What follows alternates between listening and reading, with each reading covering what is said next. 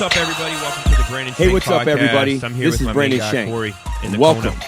to the Brandon What Shank up? podcast. So big day today. We have a new president.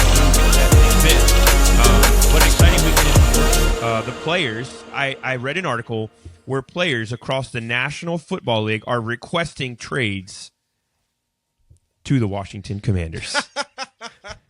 That's Man, right. You're riding high right now. Bro, I mean, Feeling 25 good. years. Well, you know the beating I've taken for 25 years. Yeah, That's true. And the whole Yeah. time you've known me, I've been a faithful fan, and we've been trash. Yep. Yeah. And we've That's true. scraped in the playoffs a couple of times, but I've been faithful. When I was in Hagerstown, when I met you, we drafted RG3, right? We had a playoff home game against Seattle where he blows all of his knees out. I mean, it Yep. was just complete catastrophe, and I have stayed true. And so, yeah, if this never happens again, I am here for it, and I am right here. So I love yeah, it. I love I'm it for absolutely- you. I really do. I really do love it for you. And what other fan base, apart from Dallas, has been through what we've been through? Yeah. And, you know, I mean, meaning we were NFL royalty for years, and then we went to nothing. Like, you don't ever see that with the Steelers. The Steelers, their bad years, they squeak into the playoffs, or they go 9-8. The Yeah. Steelers don't go 4-15 or 4-13 Yeah. or whatever it is. You know, like, they don't do that. Or whatever it is, how many games? I think there's 17. But they don't do that. You know, it's like we are in Dallas, even Dallas, like they haven't been back to the greatness, but Dallas has had a lot of great players and great teams and like potential. They've had close, they've been in like, you know, right at the edge of getting back to Super Bowl. We haven't even been close. Yeah. You know what I mean? So to be a team that's like NFL royalty in the 80s and 90s and then go to nothing, it's been difficult, you know, because I remember those years. So I was a kid, but I remember them. So I remember as a kid, I came home after church one Sunday night and I watched the Super Bowl on. I had re-recorded on a tape. You know, that's how like hardcore. And then here we are, man. 42 years old. Right now, the words came out of somebody's mouth. They said the Washington Commanders. We made a trade for Marshawn Lattimore, the corner from the Saints. Great trade. But they said Washington Commanders is a great trade because they are contenders for the Super Bowl. That's right. Okay. If we go to the Super Bowl, I'm telling you, I'm going to find a way to get into that stadium. I believe it. I'll sell anything I own to get there. Yeah. Just because I know, man, this might be the only shot, you know? You're through and through, man. You lived in DC. So it's in your blood, man. It is, man. I grew up there. I mean, I grew up in the heyday of their greatness. You know, all the gas stations were giving away free stuff, and when you fill it with gas, and all my DC people know what I'm talking about. Anyway, man, it's a crazy weekend. You know, Georgia played Florida, college football, big rivalry game. They play in Jacksonville every year, and there's all these kinds of viral videos of cops fist fighting fans. And I will tell you, it's disturbing. I mean, there's pictures of cops just on top of fans, just double fisting, like, bah, bah, bah, bah, bah, bah, bah, bah. And people are like, you're hurting him. That's assault. And Jacksonville police came out and said everything was fine, that they did the right things. And I'm sitting here thinking, they have tasers. And the one cop didn't even fist fight the guy. The guy wasn't willing to get out of his seat, so the cops just start tasing him. And then they pull him out and start Jeez. wailing on the dude's face. And I'm just thinking, I don't know in what country this is okay. I understand these guys. He wouldn't listen to the cop. I get that. And you're like, well, what do you do then? It's a good question.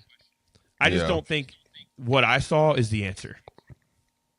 So I Gotcha. don't know the answer. I can't sit here and you're saying, well, that's great. And I know as a leader, you're like, don't come to me with a problem unless you have a solution. I am just saying, I think there has to at some point be a physical use of force for people that are belligerent. I 100% agree with that. I do. I understand it. If you tell somebody they need to move and they say no and they're being belligerent and they're affecting other people's safety, you have to do what you have to do. I completely understand that. If you're attacked as a police officer, you have a right to subdue that person. And if you say move and they say no and then there's no force, I understand, like, you got to do something. I completely get that. However, I just don't know if before you even put hands on them to arrest them, tasing them is the answer. Or it's tricky. I don't know if there is a belligerent fan and they swing at you, if video of you on top of that fan when they can't do anything, just pounding their face left, right, left, right, left, right, left, right is an answer either. Like the point would be to get them to the ground, put them in cuffs, and get them out of there. Once they're in cuffs, they can't do anything. Put your knee on their back, whatever the cops do. But this dude's on top of this fan just beating the tar out of them. And I'm just sitting here thinking, like, How can you, as a Jacksonville Police Department, say this is okay? I agree. You need to use physical force sometimes because people are belligerent. Maybe they're drunk. Maybe they're just running their mouths and they're putting other people's safety at risk. I get it. Like, push comes to shove. It's a real thing. It's dirty. It's ugly. But it's the dark side of evil and the way people act. But as police officers, this one dude got tased and hadn't even been touched. They were like, get out your chair. And he's just sitting there. He's like, no, I paid for these seats. Dude tases him. And then they grab him and they throw him down 3 flights of seats. And I'm just like, this cannot be okay, guys. So if this goes without anything and nobody ever says anything else about it, and Jacksonville PD's like, oh, it's good. I'm just curious as to why is nobody saying anything? Yeah. Like, I'm not disagreeing you have to use force, but what I saw was assault. These cops were on top of this guy, just beating his head in. At what point do you realize he can't fight you? Every swing you get, he's not fighting back. You're a police officer. You're a peace officer. And I think cops have had a bad rap in some degree because they can't do anything without being on video, and they can't do anything without, being criticized. But in the same breath, there's a lot of it that's rightfully so, because innocent people have died in the hands of police officers that are now in prison for a very long time because they act like idiots, right? So not all cops like that. I know a lot of cops that are amazing, amazing people that have provided such a safe place for us to live, and I want to thank them for that. Yeah. But but these kind of things can't just. But this is where I'm at. We have the bad guys, right? It's just like pastors. We have pastors that are swindlers and adulterers, and they don't care about anybody but themselves. And then you have ones that are legit. I get it. You have the same thing with teachers. You have the same thing with professional athletes. You have the same thing. Anybody, any vocation in the world. If there's a place that you should never put that, it's a church, right? That would be the place where you think, well, everybody should have a certain level of anointing. There should be a sanctification process. Blah blah blah blah. I get it. What I'm saying is, I'm not saying this is every cop. I'm just saying these incidents, the fact that they were said they were fine and the way they were dealt with is my problem. So, yeah, have a problem with that. Big problem. Because I'd be terrified if my son was at that game and if he was belligerent with a cop and I saw his face getting beat in. Bro. Yeah. How illegal is it to challenge a cop to a fight when he's off duty?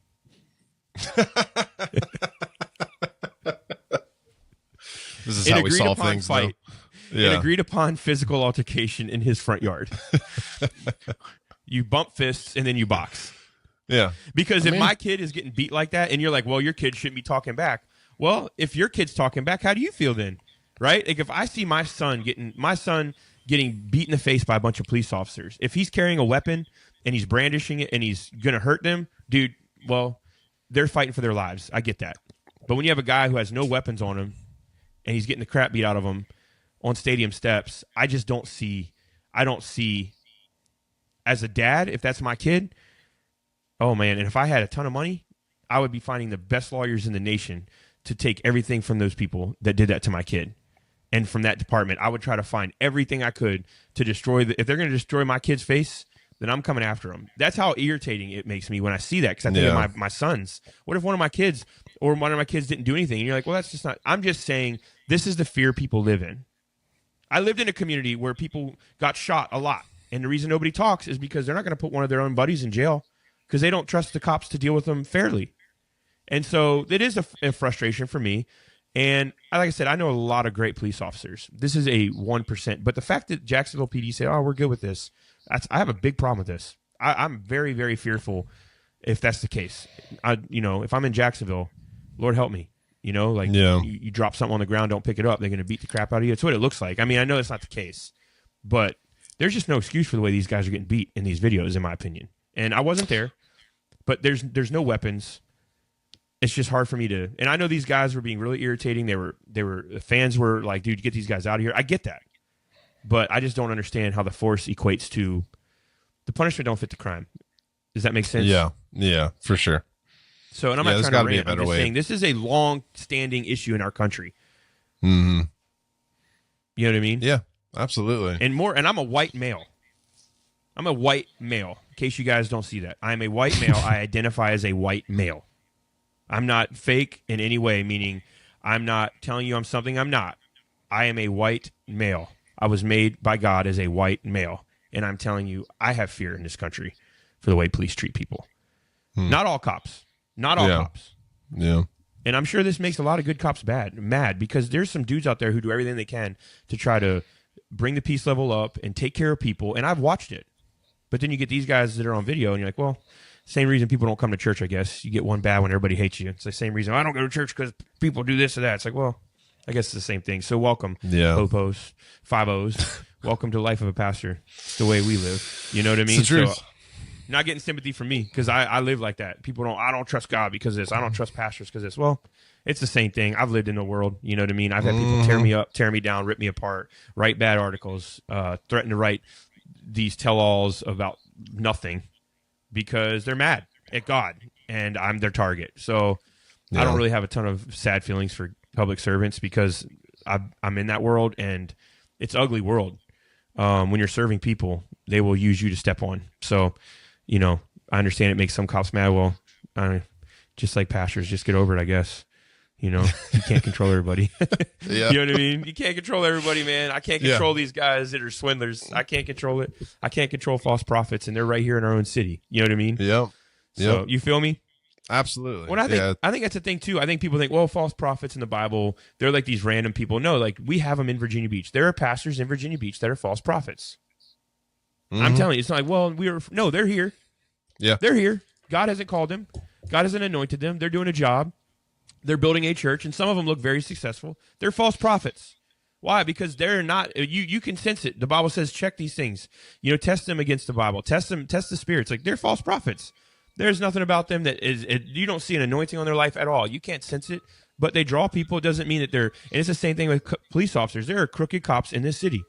There are also a lot of really good cops that have given their lives to peace and hope and helping people. So that's why it's such a bigger issue. And I didn't want to sit on this very long, but it's just something that really gets to me, man. It is a big issue, and we've got to figure out a way to continue to. I would love if the cops turn on the cops, man. Start turning these jokers in, you know. And I mean, if they're doing this kind of stuff, and then the PD's like, yeah, man, they're good. It's a problem. It's a problem. You know what I mean? Yeah. Also this weekend, I don't know if you saw it at the Penn State game, Jason Kelsey got mad at a fan and smashed his phone. I did see that, yeah. That's another win where I'm like, and he went on Monday Night Football and apologized, and I was like, I get it. Like, we all have weak moments. I've had a lot of weak moments in my ministry and in my life, and a lot of things. I'm sure people could go through my messages and pick apart everything I've said and take it out of context. I don't know if Jason Kelsey was drinking. I know he was there representing his brand, Garage Beer, and he was walking around with a case of beer and doing stuff. I don't know if maybe he was a little intoxicated. I'm not saying he was. Maybe he was. And that's the one thing he doesn't want to even talk about because I don't know. But what I do know is to grab someone's personal property and smash it, you're like, dude, that's pretty intense. And it's like you can give an apology, but that's like a next level to like actually take physical. And then the kid wanted it back and he got in his face. It's a college kid, right? You're a grown man. Yeah. And so I'm not throwing stones at Jason Kelsey, but I'm saying this is the double standard we have in society is that no cop approached him. Yeah. This is a double standard. We got guys getting the crap beat out of him but no cop approaches him as he smashes this dude's phone on the ground and then gets in his face. Oh, he's a celebrity, this guy. And what the dude said was completely inappropriate about, Taylor Swift and Travis Kelce. Yes, it's inappropriate, but it's the dude is saying something. He didn't physically touch you. Now you got to be bigger than that. And Jason Kelsey knew this. And I'm not trying to throw Jason Kelsey under the bus. I am not because I understand the stress. But what I'm saying is we have such a double standard in our society. This dude took someone's personal property, smashed it, and it was like, and yeah, was the guy wrong? Yeah, the guy should have kept his mouth shut. It was wrong what he said, and I fully disagree with what he said. I think it was extremely inappropriate and disrespectful. And I'm not trying to cast stones here because I've done stuff that I regret. But it's just a double standard in our society. What would you do if you were at a game and you saw a fan grab another fan's phone and smash it? Well, the cops would have showed up, right? Yeah. Well, I think it's very interesting. I think you get this. When I saw that video, I think there's levels of like this generational divide that speak to how two different generations have learned to kind of interact with the world. And I think, you've got, Jason, he's probably more, I don't know exactly his age, but he's our generation basically, where it was kind of like, if you were going to get into a brawl in our generation, you're going to get to a brawl. Like not very many words were probably said. It was just like very quick and a brawl happened. At least that's what I remember, seeing in school. Whereas you have a newer generation that I think they're filming every interaction, and I think this screen in front of them, they call them keyboard warriors, whatever. But now it's I can film something live and say something from behind the camera, and I think they still feel like there's a protection there. Like you can't do anything. They feel safe. But you do that against an older generation, like those two things clash, I think, and it's just two different mindsets of how people interact with the world. Where there's not a whole lot of, not that there's not physical altercations, we're clearly talking about them, but I think a newer generation feels safe behind a camera or a phone but really, I mean, you see demonstrations like this where it's like, these two different generations clashing. That's what I thought when I saw the video. Well, and Jason Kelce went on Monday Night Football and apologized and did all this stuff. Yeah. And of course he's going to. Of course he's going to, because they told him you're going to lose your job. Yeah. Or even if they didn't, ESPN don't play with stuff like that. Like they're extremely political and make sure everything's done right, and they are all for they're the ones celebrating like transgender athletes, and so they're very much like trying to be politically correct in everything they do. And my thing was, I'm not mad at Jason Kelce for having an outburst. The dude played all these years in the NFL. Honestly, like that level of aggression is in most NFL athletes, not to grab somebody's phone and smash them, but you have to have like a killer mentality when you play in the NFL. Not a killer as in I'm going to kill somebody, but a killer as in like you got to have a switch. And NFL players will tell you this. And the other night, last week or 2 weeks ago, Rodney Harrison was interviewing one of the players, and he said, "I'm going in to get ready for the game." He said, "What do you do there?" He said, "I get my mind right." He said, "What does that mean?" He looks at him. He says, "You know exactly what that means." Like you got to have, when you're physically hitting people all the time. That's one reason I was ready to be done with football. Is there's such a switch, right? But it becomes a part of you, and I am not at all saying this is because he's a football player. So don't get me wrong. What I am saying is Jason Kelce's not somebody's punk either. Like you're messing with a dude who is a high-level athlete, a Hall of Famer. It doesn't give him a right. Don't get me wrong, but you're not messing with somebody's punk that's just out here hiding behind a camera. Like Jason Kelce's saying, like, "Hey, bro, you're gonna talk that crap about my brother and his girlfriend, who I do care about." And so, do I think Jason Kelce was right? No, I don't think he's right. Am I defending him? A little bit. Because I think that dude, you're a punk dog talking to him like that. Like you're going to talk about his brother. I think he said his brother, he called him like some kind of homophobic slur because he was dating Taylor Swift. Yeah. And I'm like, dude, first of all, like, who do you think you are talking to a person like that? You don't even know him. Yeah. And then he grabs your phone and smashes it, and then you're going to cry about it? Like, one, it's not your fault he smashed it. I get it. But keep your mouth shut, dog. Like, that's the problem, is like people can run their mouths and hide behind keyboards and say what they want. And then when it comes time for, there's a level of, pay the piper, and they get all hot and bothered. And he grabbed the phone. He said, he said, "Who's the effer now?" or something. I don't know. Jason Kelce said something like that. Who is it now? And he bowed up on him, and everybody's like, "Oh," and I'm like, bro, y'all done woke the lion. The dude is trying to do his own thing, minding his business, and y'all are dropping stupid stuff like that. Like, you got to wake up, dog. It don't work like that. My point is this. Is what the kid said right? No. Is what Jason did? No, of course not. But to your point, they're not used to being confronted. Yeah. Physically. Or it's never right. Yeah. It's never right. All right. We agree with that. But I do think there is a double standard. And my point in all this is like the whole fights that went down.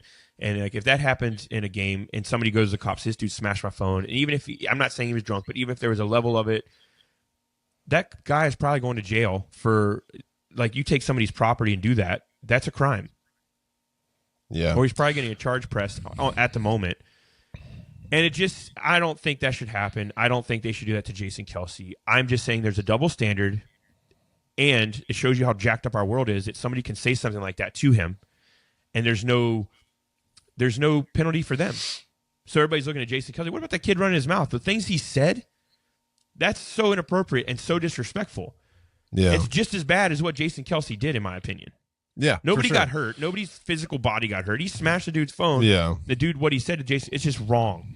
And so I think there's double standard every way. Jason Kelce, you don't see the cops involved. And then obviously what this kid said, he had to just put up with because he's a celebrity. Like, it's garbage. It's garbage. You know what I mean? It just shows you how weak the world is, man.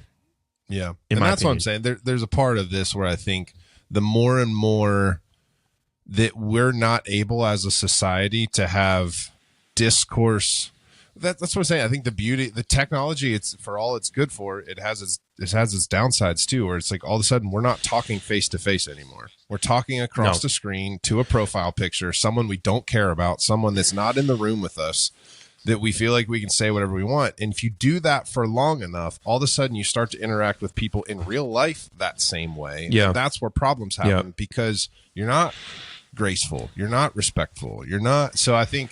Yeah, you're going to start to see these things play out, and it's kind of scary, honestly. Well, Jason Kelsey, do you think he's ever going to see your comment on his post about his brother and Taylor Swift? He's never going to see that comment. Yeah, most likely not. But you say it to him, and you act like he's just a walking meme. No, he's a real person, bro. And this dude is a hunter on the football field. A headhunter, and it's just like. Yeah, and I'm not using that as an excuse. I'm saying you're not dealing with somebody who's passive. This dude's an aggressive guy. He's a professional athlete. But with all that aside, nobody should have to put up with that. And him playing football doesn't make him a monster. Him being aggressive isn't because he's a football monster. No, I'm just saying the dude walked up on a fight he didn't want, and he should have kept his mouth shut. And, Jason Kelsey, honestly, man, how he didn't knock that kid out, I don't know. Because the stuff he said, like, most people would have turned on that kid and put his nose in a different place. And Jason Kelsey smashed his phone, and that was a huge amount of self-control to a lot of people. And other people say, well, you shouldn't have touched anything. I get it, but y'all don't live his life either. Yeah. So if we start judging him. That's why back in our days, in our generation, that's why they made the Nokia brick phone. So you could smash somebody's phone, but it wasn't going to break. So yeah, it didn't matter. And I'm not standing up for anybody. I'm just saying there's a lot of double standard here. I understand all sides of every story because the sides do matter and they do tell a story. Sure. I just think it shows you the wisdom of the world's folly, man. I can't get past that. It just is, Yeah, it just is. Oh yeah. But what kind of fun fact you got today? Oh, I got another AI one, and I don't know if you're. I was fully thinking about ready AI for this week. It's so funny that you said this, bro. This one's wild. So you know how basically we have our five senses. We all know them, but I think within the digital world, honestly, it's just trying to replicate our five senses. Really, that's why you've got things like virtual reality and all this kind of crazy stuff. So the sheer fact is, the very first technology breakthroughs, we could send our voice, what we hear, through a telephone. It could be digitized and brought to someone else. We all have cell phones. We all have those things. Obviously, with the introduction of things like the computers, we can now send visuals back and forth so we can engage that. Well, a company has now created an AI system that can teleport smells. So now, So it says, ever send a picture of yourself to someone else? Obviously, now imagine doing the same thing with perfume or cologne. AI could make that happen in the not too distant future. This company created this software called Osmo. So basically what it does is they built this profile, this smell profile, that this AI system is able to take in a scent, reproduce it digitally, and send it to another location where the machine on the other end then recreates the scent for you then to smell. Which is pretty wild. It's kind of like 3D printing, but with scent. Exactly. Yeah. So it's I kind can of like, understand that. Yeah, it's pretty cool because you think about all the things that it has to have in that machine to create the scents. Like you would think there'd be different types of chemicals or whatever, but I guess it's almost producing. From my understanding, again, this is very, very new. From my understanding, it's literally creating a kind of liquid on the other side that smells like a cologne would be. It's a liquid in a bottle that has a certain scent.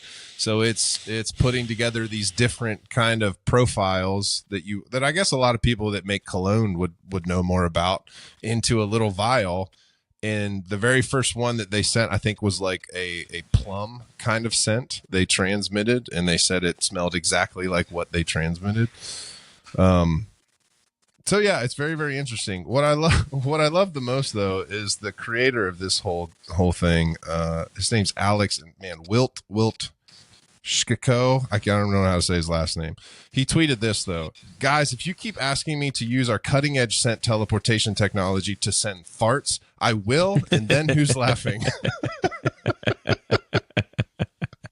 So here in the near future, you'll be disgusting. able to send digital farts to your family and friends. Wow, man. You know, your fun facts center a lot around that. I had to bring it back. I had a couple that weren't, and I feel like I had to bring it back I think you home. just lack that in your life. You're like a lone farter in your life. You need somebody around you to fart. You know I am. My wife has never farted in front of me. Did you guys hear that? Did you guys all hear what he just said? My wife has never farted in front of me. And you guys have multiple children together. Yeah, this December we'll be celebrating 15 years being married together. Congrats. That's almost like 20 years of being together total. So What's the fireworks? Never once. How do I get fireworks on this How screen? do you do the fireworks? Is it double thumbs up? Yeah, double thumbs up. Double thumbs up, man. Oh, it only gives me one. You like one. Come on. I like my laser. Give me double thumbs over here. It's not working for you. Oh, there you go. Oh, yeah. And those were perfect. They're like behind me. They came out like behind my head. Well, congrats, man. Congrats. Unfortunate for you, but hopefully this will, because I know we talked about a while ago that they said, you know, the infatuation of your partner will help keep you live longer. Yeah. And, you know, so maybe this will help you, man. It won't have all the medicinal benefits, but maybe it'll have some level of benefit. Yeah. In the near future, I think my wife will be able to just fart into her phone and then send me a text with the fart smell, but she won't technically have farted in front of me. You know, there's coming a time where y'all will be so old, she'll break the record, I'm sure. Unwillingly. You're going to go to pick up a cardboard box when you're moving and you're 70, and it's just you're going to have a whole new breakthrough. Goodness. You're like, well, why did we not experience this 45, 50 years ago? You know, so many things. You know, I'll tell you the one thing with the new Apple AI, and you can do friendly or concise or professional responses. I can tell you from a mile away if somebody used it when they write me. Oh, yeah. Yeah. Because first of all, I was a little mad. I was like, man, I went and got all this education, and now people can sound just like me. I'm not that smart, but I know how to write. And then you realize, because I have a lot of, I grade, you know, I have 2 different colleges I teach at, and so I grade a ton of students. And dude, the amount of AI kids try to use is baffling. Because there's one kid I wrote, I said, hey, bro, like, you need to come up with your own thoughts. This is complete AI. You know, it's almost like this is complete bullcrap. Like, this is complete AI. Like, I could tell you even how it was formatted. I was like, this is AI. I can tell you this is Chat GPT right here. Like, you need to send me your thoughts. And it's we allow students to use AI because it's a part of our world. And so with every college I teach at, we allow it, but there are rules. And you got to. It's like I don't mind AI for some research stuff, and they tell you to check the data, but it's really great. I use it for my message prep. Like, I use AI for research and all kinds of stuff, and it's really, really good. Now, I fact check everything. Yeah. But, you know, I have the Logos Bible software, which is amazing. There's a plug for you, Logos. Hook us up. But I use AI for some stuff as well, and just for research stuff. And it's great, but I don't use it as my thoughts. You know, and I think that's where you get some of these students who will just be using AI for their thoughts. You know, like, it's a different generation. I've had complete things sent to me that were full AI. And the fact I knew it was that it was the requirement for this particular assignment was minimal. And they sent me this thing that was like a book. And I was like, dude, you didn't write all this. And I can tell you the way it was written is AI. So they just basically asked the question and then cut and pasted it. So there is a danger side to it. And if you are going to use that, just let me give you all some advice. If you use AI to send an email or to tweak an email, just tweak it after the AI tweaks it, because it's easy to tell. For me, I can tell you AI from a distance. In my opinion, I can generally tell you if it's AI. Not always, but a lot of times. So anyway, hey, you asked for it. Don't blame me. You asked for it. So, do you like a good peanut butter and jelly? Always. So I know your food can be weird for you. I know you don't like lettuce. You don't like pickles. You know, you despise fruit except for watermelon. Or you hate watermelon. You hate watermelon. Hate's a strong word. To me, watermelon just tastes like water. Like, okay. You just haven't had good ones. I understand. Before you continue though, can I put the world onto something? Yes. Make a peanut butter and jelly sandwich. Put it in a skillet. And you don't have to do like butter like you would a grilled cheese, but almost treat it like a grilled cheese sandwich. Let that puppy get toasted on each side. Take it out, put it on a plate, and sprinkle just a little bit of confetti sugar on the top of it. I'm just saying, it'll change your life right there. A toasted PB&J. You add butter and toast it with a little sugar. I can't be wrong. It can't be a bad thing. It's a fantastic dessert. Okay. You're welcome, world. Yeah. So I like PB and J. I mean, well, actually, I don't. I like PB. So generally, you know my post workout meal. I do. I've shared it on here. Yeah. I get Fairlife chocolate milk. Fairlife, another ad. I mean, we're just racking up the ads today. Fairlife chocolate milk. It's like drinking a smoothie, but I get a small glass of it. The only time I drink chocolate milk is post workout. I only get a small glass. I'm talking like maybe six ounces, something 6 or 8 ounces, if that. Yeah. And then I get a peanut butter sandwich, and I heavy on the peanut butter, and then I dip it in my chocolate milk. I love it. Soggy bread with peanut butter is the best thing in the world. It's my favorite thing to eat. That's my post workout with a banana. That's my post workout meal, and so I love it. But there was an interesting fact that I read. It said NFL teams. This has been a big thing in pro sports. Uncrustables are making a big move in pro sports. Uncrustables, for those of you who don't know, is a little peanut butter and jelly sandwich with no crust, and it's little circles in a package, and you can pretty much eat them anytime. You can shove them in the bottom of your bag and eat them whenever. They save. But these NFL teams are eating anywhere from 3,600 to 4,300 a week as the NFL. The Denver Broncos lead the NFL with 700 Uncrustables a week that they eat as a team. And the New Orleans Saints come in last with only 50 per week. So it's just something y'all need to know. It's a fun fact. You asked for it. If you want a good peanut butter and jelly on the run, go get you an Uncrustable. Uncrustable, another ad. I mean, we got Fairlife, we got Uncrustables, we got Apple AI. That's what I'm saying. I mean, we're racking them up. Send us some love. That means money. That means money, so we can help people. Send us money. We also need a segment that's just you didn't ask for it, but we're gonna give it to you anyway. Well, I think that's pretty much all of the Broncos. You asked for it. Yeah, eat 700 Uncrustables a week. Is that not information that's good to know, even though it's worthless? Absolutely. That's information that I love. I love that. That's what I'm saying. So you asked for it, meaning we should name it. You asked for it and didn't even know you needed it. Exactly. That's what it should. That's the segment. It should be that. See, the segment started out with people asking questions, and then it went into us answering questions we knew you were already asking. And now it's like, I didn't ask for that, but I'll take it. Changed. I did not ask for it, but it has changed the trajectory of my thinking methodically for the rest of my life. It's conversation topics for you for the rest of the week. There you go. I think it's good stuff, man. I love it. So anyway, hey, a lot of y'all know that are living anywhere outside of a cave that the election took place. Today is Wednesday. We record these on Wednesday mornings. So we are fresh off the press. The election, the president-elect Donald Trump will be taking office in January, defeating Vice President Harris. So quick thoughts. Corey, thoughts and reflections, man. I'm going to open it up for a second. Listen, I want to say this. We are people. We love God. We understand we are not, this is not a political podcast, but we talk about everything. So we're not endorsing any candidates. My kids don't even know who I voted for. I don't talk about that stuff. I talk to my kids about things that are important to us. The reason I don't tell them is because I don't want them telling everybody else. They're like, come on, Dad. And Caden thinks he knows, but the reason I don't tell my kids is because I don't want anybody in my church to feel like I have a stance that I defend. Now, in 10 years, this may change. Maybe I'll mature and you think maybe this is just a sign of me not being comfortable. But the politics are so dividing that I don't want to take a side because I don't feel like I'm standing up for something. I feel like I'm standing against something. Yeah, exactly. So politics never make me feel like I'm loving people. And so I don't talk about candidates and who I vote for. I'm not committed to a party. I'm committed to God and what I feel is best for our nation at that point. And yeah, I'll be honest in saying there are times that we have voted as a nation, and the times in my life that I voted where I don't feel like I have a good choice.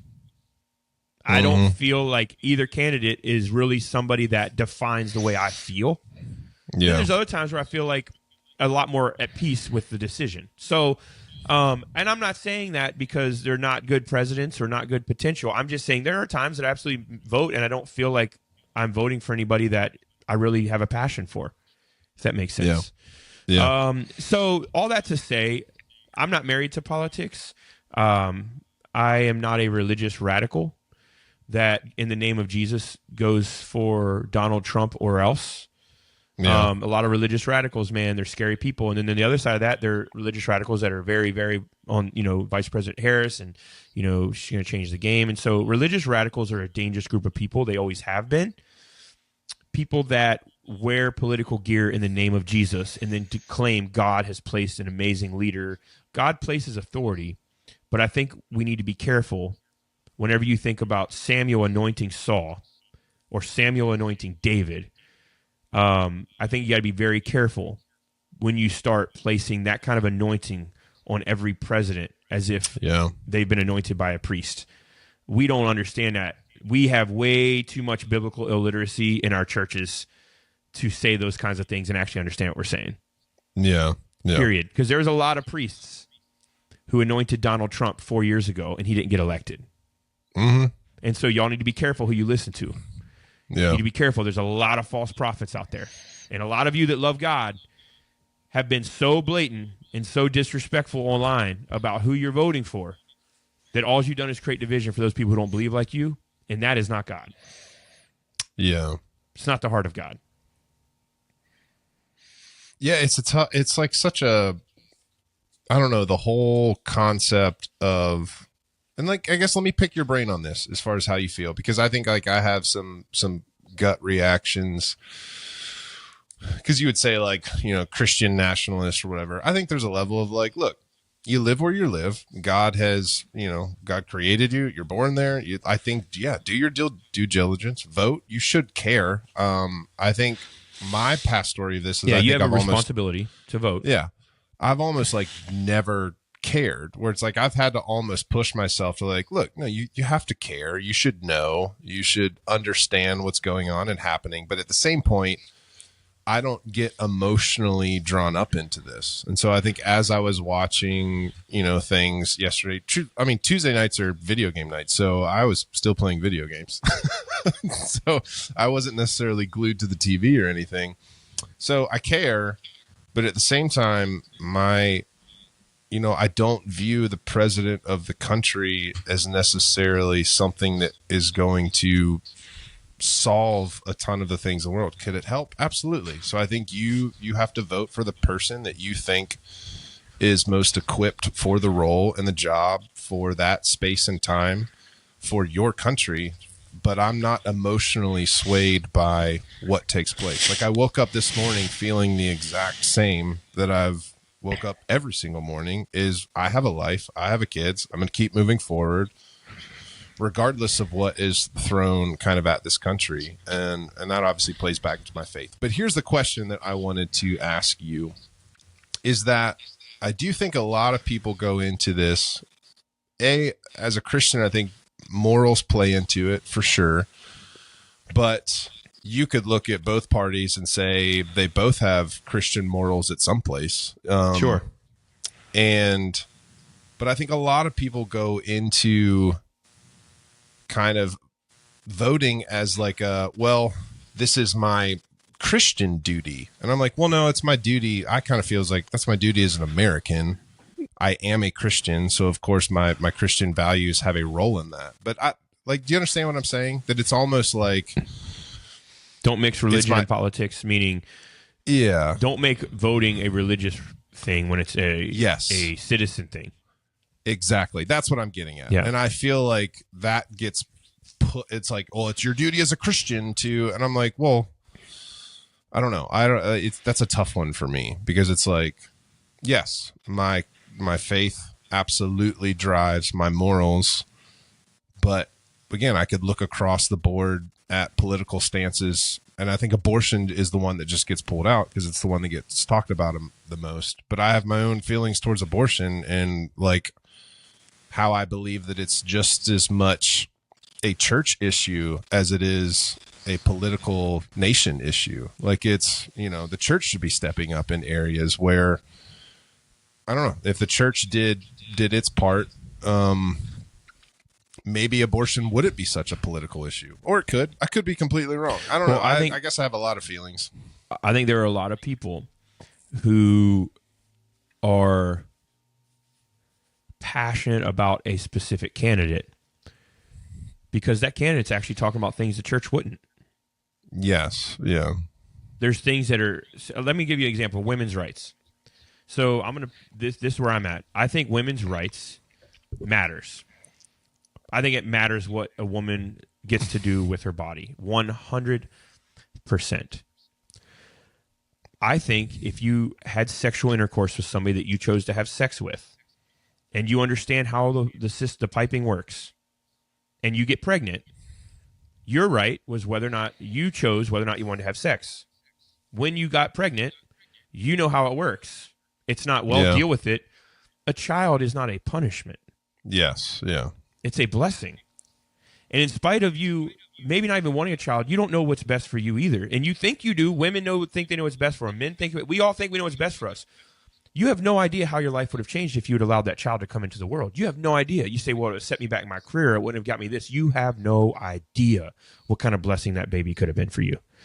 Yeah. There's the other side of it where women say, yeah, but I was raped. And I don't, and then everybody's like, well, that's a different side of the story. And this is where I'm at. My God is a sovereign God. He is a faithful God. No life is given permission without the breath that comes from him. Yeah. Genesis chapter 2. The breath of God is what breathed into Adam. The breath of God is what breathes into life. No life is made without him. This is Satan's world. The world is his domain, but Satan does not breathe life. God does. Mm-hmm. Yeah. If you were raped and it was the worst day of your life, and it's traumatic, and you're dealing with mental issues because of it, as a sexual abuse victim, now survivor, I can tell you, I understand what it's like to be raped. I understand the turmoil that comes with being raped as a child. So I can 100% relate to the trauma that falls on somebody that has been raped. Okay? But I will say this.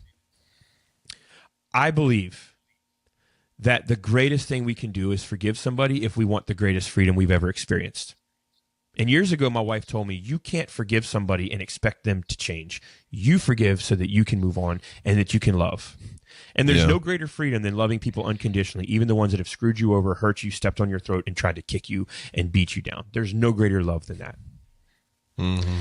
The Bible tells us that. No greater love than the one who's laid his life down for his friend. The greatest commandments is to love the Lord your God and to love your neighbor as yourself, right? Yeah, yeah. And so if you have been raped and it was the worst day of your life and you want nothing connected to that person, what if that baby comes into the world that that person created with you, that you hate that person, you don't even know them, and you fall in love with that child, and it gives you the ability to forgive them, to live in freedom as you, and to have a beautiful child. In the worst case scenario of your life, God gave you a blessing out of it. We can't see that. We can't see that. Yeah. Yeah. Or have that child because it's not that child's fault and let them be adopted by somebody. Like, well, that's my body. You're right, it is. But when that child is born, your soul is connected to that child as a human. The minute that child is conceived. And the shame that goes along with this for moms who have had abortions, the pain that goes along with moms who have had abortions, it doesn't leave. And so what I'm saying is I absolutely believe women have rights. They have equal rights. They matter. Your body matters. What you feel, it matters 100%. But if you've made a choice to sleep with somebody, to have intercourse, then it's not a bad thing, but God's blessing your life. Receive the blessing. You have no idea. You say, well, I already have 6 kids. I don't want 7. I get all of it. Then give the baby up. Let somebody else who would. I have a friend right now. They're waiting for an adoption, a brand new baby. There are a lot of people who want but can't have children. And not only that, but the whole thing about the rape thing, I'm just saying children are a blessing from the Lord. Like my children probably wouldn't tell you I feel like they're a blessing because I'm always like, yeah, man, I'm whatever. I'm going to chill over here. You know, you got 4 kids around you all the time. You're like, yeah, bro, that's cool. I'm going to chill over here for a minute. They'd be like, man, Dad don't want me around. It's like, no, bro, there's a lot of you all the time. Sometimes your boy just needs a break. And I love my kids, man. They were off yesterday. We spent all day together. I worked, but as soon as I could get done, I got done just so I could go spend the day with them. Like, you know, we hung out, played pool, just chilled, you know. But I'm saying I just think there's a lot of blessings. Every aborted baby is something God has for somebody. And you say, well, this child has this deficiency or this or that. Man, there's books and movies that can be made about children with deficiencies that have changed the lives of people.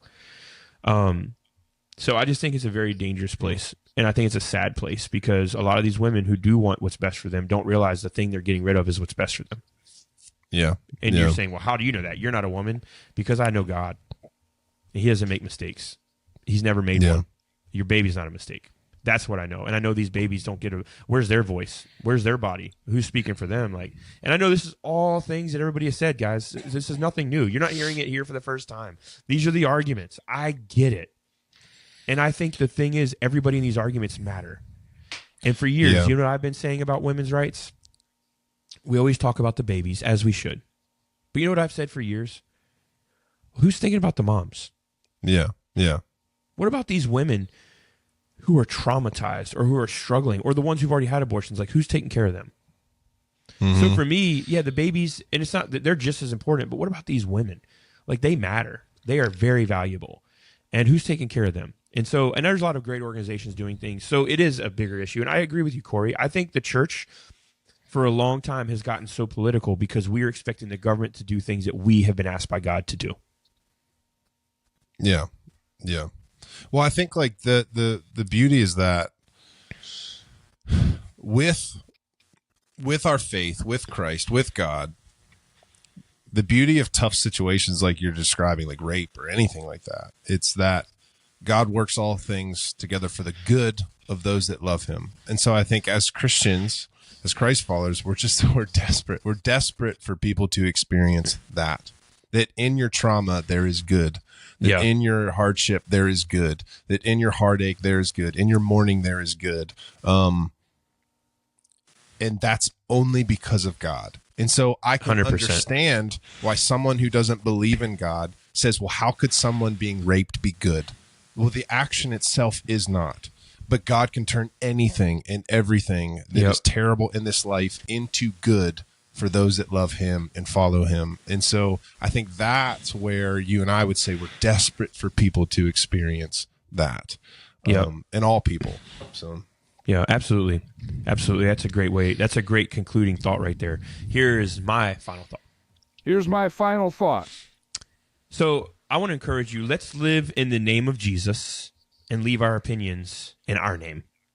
Let's let our opinions be our name and stop using them as Jesus' opinions. It's good. Don't try to validate your opinions with the fact that you believe in Jesus. Do you know why the dog industry is a $1 billion industry? Do you know why losing a dog is as difficult as losing a family member? Because we love them. Why do we love them so much? Because they're humble, submissive, and unconditionally loving. Like my second son, Rylan, he's not the most touchy kid. He gives us hugs and kisses at night, but like Caden, my oldest, he'll come and like me and Casey, we sit on the couch and he always looks at us and he's like, hi, Mom. Hi, Dad. And he'll come cuddle right between us. Like, that's Caden. Every night, I have to kick him out of my bed. He's covered up in my bed with his blanket up to his eyes because he just wants to lay there and watch TV with us. He's like, I'll be good. I won't move. I was like, man, get your butt out of my bed. Like, he's a cuddler. But Rylan is not. But Rylan, our new dog, he just loves on King. He loves on him. Oh, I love you so much. Give me a kissy. I love you, King. You're great. And King has like ran and Rylan's ended up on his elbows and knees. Like, he just loves this dog so much. Rylan loves animals. And I would say if Christians were more like dogs and less like cats, there would be many more interested in knowing Jesus.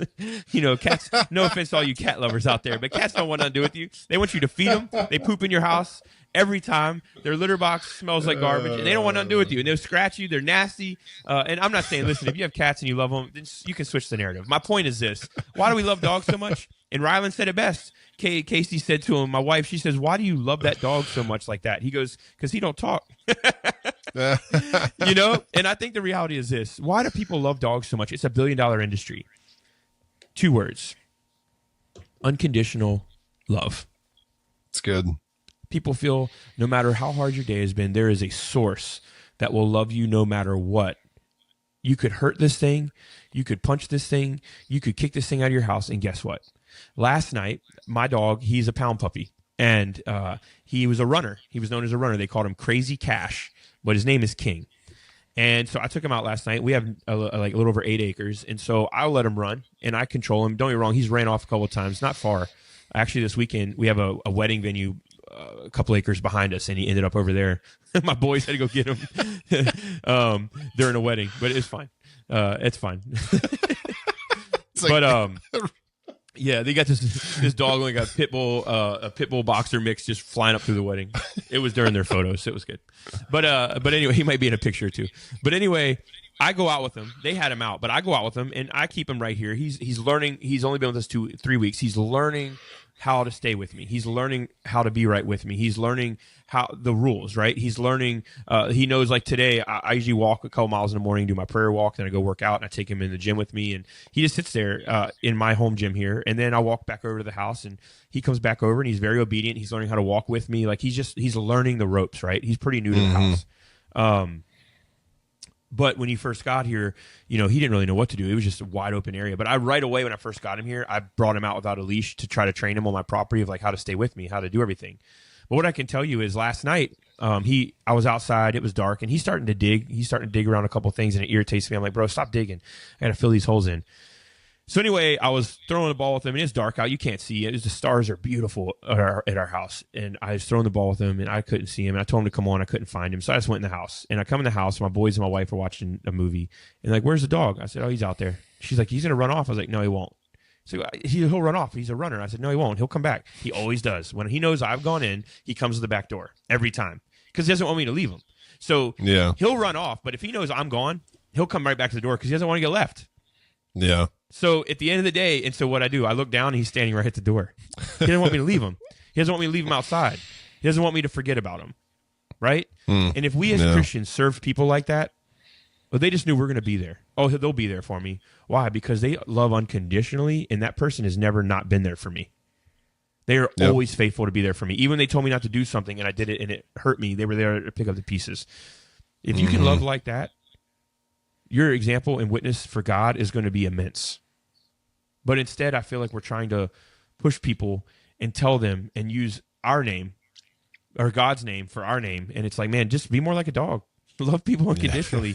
And it's a $1 billion industry for a reason because people want unconditional love. And that's our job as Christians. And I hope, if nothing else, when the election happens, I didn't feel somber. I didn't feel this or that. I felt like everybody else, regardless of who comes in to be the president, we're all wanting the same things. We'd all like to not pay $40 for a loaf of bread. All of us would like the gas prices to go down. All of us are hoping with a new presidency, the interest rates change. All of us are hoping with the new presidency, finances are a huge deal. Why? Because middle-class families are struggling because we can't afford to live in our country. So we all get that. All of us get that. But it doesn't give us the right to treat people like they're not as important or that their values and the things they voted for weren't just as spiritual as ours. Yeah. Yeah, so maybe it wasn't, they voted differently on women's rights. That's okay. If you're a woman, I love you. If you're a man, I love you. And I see you, and I think I understand that there is a deeply rooted meaning behind why you feel the way you feel. Some of you are just evil. Some people are just evil. It's that simple. There's no good in them. They say they know Jesus, but they're just evil. Other people, they mean well. It's just the reality of life. But those people that are evil are on both sides, and that's what you need to realize. But God loves you. Let's love unconditionally, and let's watch him do in our life what only he can. Let me pray for you. Father, I thank you for each and every listener. I pray that they would know today that you see them, that you value them, that regardless of the outcome of what we think in our life things should be, we will see that you've been there for us and you'll never leave us or forsake us, that you are a faithful God and you're loving and care and you're kind and compassionate. We are so grateful for you. In Jesus' name, amen. I love y'all so very much. We're in week 2 of a series at Palms. This is my offering, Sunday at 9:30. If you can't be there in person, join us online. Love to see you. Have a great week.